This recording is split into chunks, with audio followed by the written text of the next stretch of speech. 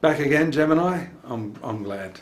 Dadhichi here from astrology.com.au with the month of August in focus. It's a good month. On one hand, a bit of a challenging one on the other. Good, first and foremost, because your ruling planet Mercury is transiting the best sign of the zodiac for your ruler, that is the sign of Virgo. It has had a little bit of an issue there, having transited a few days ago the planet Venus. Not so difficult, but this has to do with relationships. And now Venus moving through Virgo as well, behind your ruler, in a most uncomfortable position, because Virgo is its weakest position. Nevertheless, your ruling planet has passed beyond that, and up until the 3rd, you might feel as though you're home and hosed. But we do see in your 7th house of relationships that harrowing conjunction that is forming between Mars and Saturn. And that's always a difficult pattern. It makes it difficult because there are two different types of energies associated with these planets, and being in your zone of marriage and relationships, this combination is going to play out in that department of your life.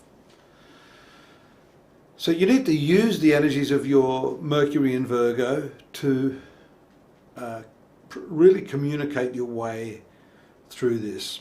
Something tells me if you're married or in a committed relationship, your partner is going to be going through some very, very difficult circumstances now. My intuition tells me this has something to do with their work. There may be some really intense pressures, but they are pressures that cannot be resolved, as the solution is out of their hands. So as much as you want to help them, you may not be able to do so. So really the communication I'm talking about is more or less non-verbal. It's more the communication of being available to listen to the problem that they have, letting them know that you're sensitive to their needs, and essentially just to be there by their side and inspire them, most importantly, with patience. And communication is going to be pretty much a key word for you this month, with the new moon taking place in your 3rd house of communications. 3rd house for you in your horoscope is the sign of Leo. And so when the new moon takes place, it shows you are keen to try different things with your communication. The danger for you, Gemini, is that communication usually relates to what you say, speaking and hearing. But this is a different type of communication, I think, that's necessary this month. It's a communication that comes from the heart, a deeper sort of listening that needs to occur. If you can do that, you'll safely make your way through this month and actually be able to help that person in need. The Mars and Saturn conjunction is also an injurious one.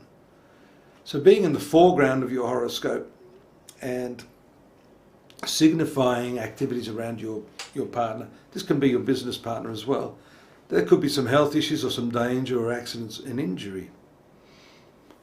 How we avoid that is maybe advise that person not to be foolhardy, to take precautions.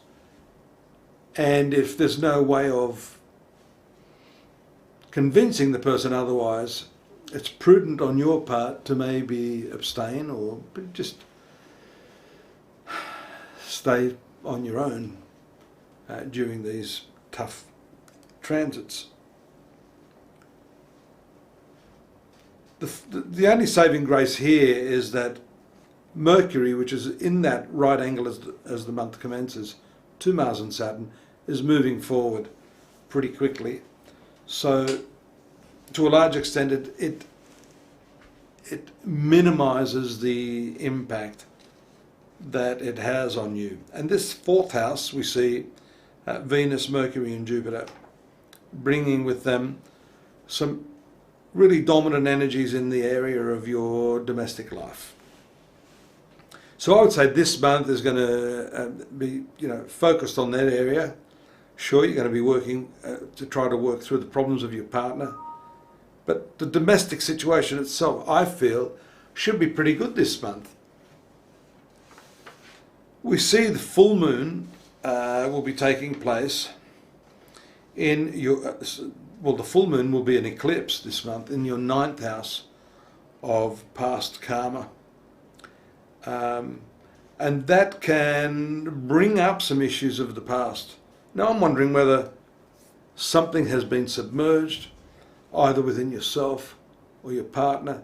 You have an opportunity to talk about this to your partner. But if it's something that's a little bit shocking, or it's something that either of you felt you didn't really need to talk about, then one or the other may feel differently about that.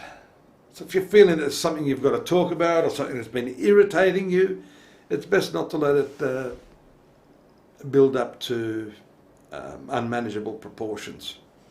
And that takes place on the 18th. The eclipses are very, very powerful. This is very revealing for you spiritually as well, because the 9th house is your mentor, your spiritual guidance, your philosophy or religion.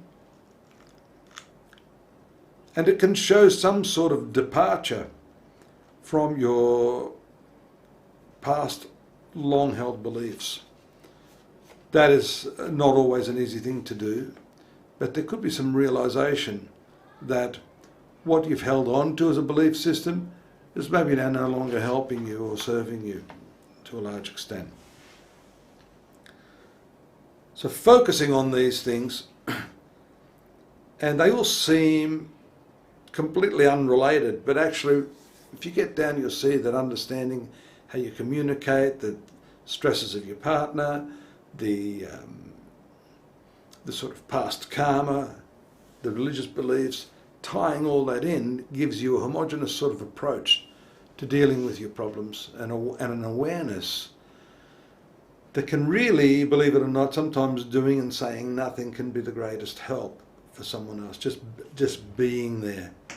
And that's the evolved form of listening that I was alluding to earlier. I'm hoping you'll come back for more next month. The site astrology.com.au has a more chronological approach to what's going on for the month. I'm just sort of picking the eye out of it, as I said, to give you what I feel are the themes for the month of August. Good luck and see you again next month. Bye-bye.